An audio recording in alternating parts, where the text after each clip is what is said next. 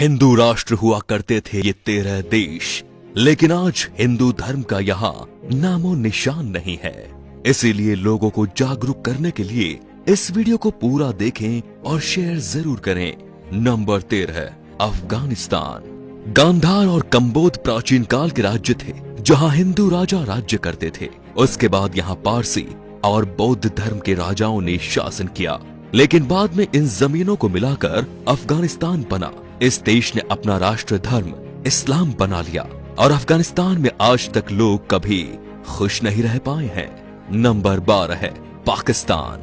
साल 1947 में पहले भारत का ही हिस्सा था और सिंध के नाम से जाना जाता था, लेकिन बाद में ये अलग देश बना जिसमें पंजाब, मुल्तान, पेशावर, बलूचिस्तान आदि भाग मिले। पाकिस्तान ने अपने देश का धर्म इस्लाम रखा। आज भारत का सबसे बड़ा दुश्मन यही है और आतंक की फैक्ट्री चलाता है। नंबर 11 है बांग्लादेश।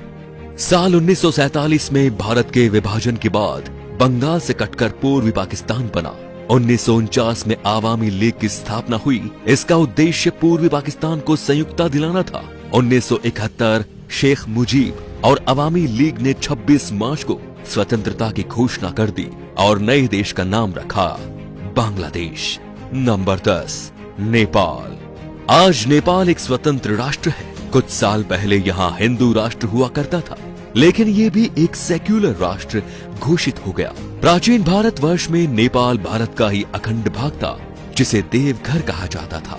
इसी देश में भगवान श्री राम की पत्नी सीता, जिनका जन्म स्थल मिथिला में स्थित है। नंबर 9, भूटान। प्राकृतिक सुंदरता से भरपूर भूटान भी कभी भारतीय महाजनपदों के अंतर्गत एक जनपद था और अखंड भारतवर्ष का हिस्सा था।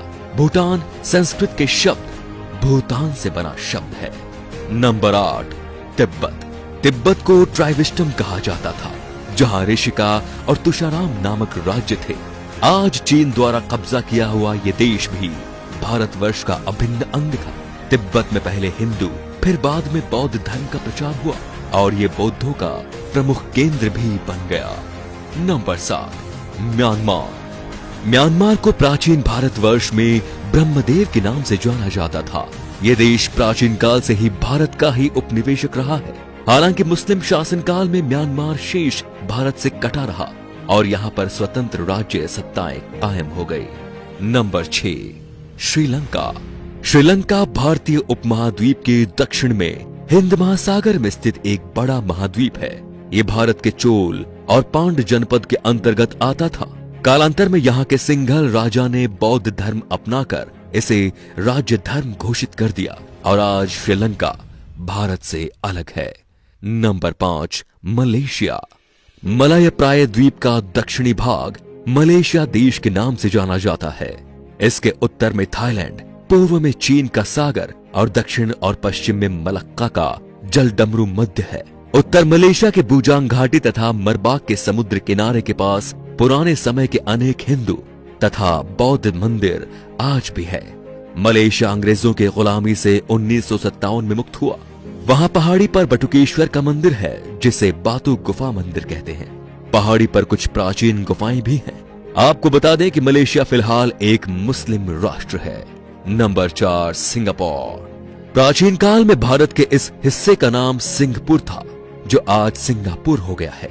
बाद में 9 अगस्त 1965 को अंग्रेजों ने सिंगापुर को स्वतंत्र और एक गणतंत्र देश बना दिया। Number 3, Thailand. हमें भले ही घूमने के लिए कहीं जाना हो तो थाईलैंड का नाम दिमाग में आता है, लेकिन ये बहुत ही कम लोग जानते हैं कि थाईलैंड का प्राचीन भारतीय नाम श्याम देश है।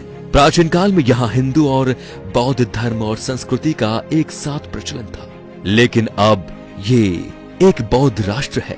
खैरात के दक्षिण पूर्व में कंबोडिया की सीमा के पास उत्तर में लगभग 40 किलोमीटर की दूरी पर यूरीराम प्रांत में प्रशांत फनाम रंग नामक सुंदर मंदिर है। Number 2, Cambodia. पौराणिक काल का कंबोज देश, कल का कंपूचिया और आज का कंबोडिया पहले हिंदू रहा और फिर बौद्ध हो गया।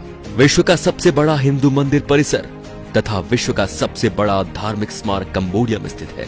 यह कंबोडिया के अंकोर में है, जिसका पुराना नाम यशोधरपुर है।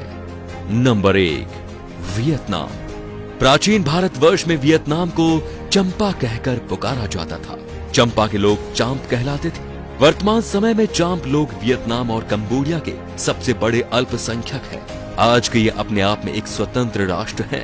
भारतीय इतिहास के अनुसार भारत के सम्राट विक्रमादित्य संपूर्ण अरब को जीतकर अपने साम्राज्य में मिलाया था। भारत में आज जिस तरह लोग जात पात में बट रहे हैं, उससे हमारे देश को खतरा है, क्योंकि हमारे देश पर राष्ट्र विरोधी ताकतों की बुरी नजर है और वे हमें आपस में लड़ा रही हैं। इनसे सावधान रहना सीखें, नहीं तो हमें आज नहीं तो कल और कल नहीं तो परसों पछतावा तो होना ही है। तो दोस्तों, इस वीडियो को आग की तरह फैला दीजिए ताकि पूरा हिंदुस्तान सावधान हो जाए। Thank you.